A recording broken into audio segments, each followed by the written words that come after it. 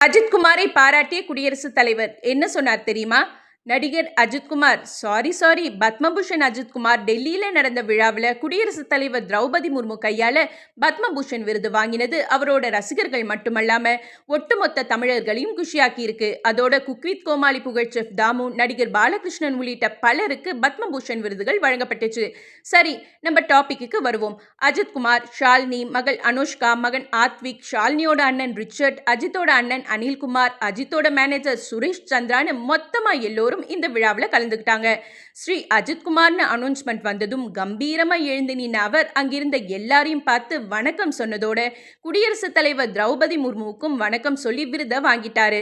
இதைத் தொடர்ந்து குடியரசுத் தலைவர் திரௌபதி முர்மு அஜித்குமாரை புகழ்ந்து தன்னோட எக்ஸ் பக்கத்துல சினிமாவை தாண்டி பல விஷயங்களை செய்பவர், பப்ளிசிட்டி இல்லாம பல தொண்டு செயல்களை செய்பவர்னு பாராட்டி பதிவிட்டிருக்காரு.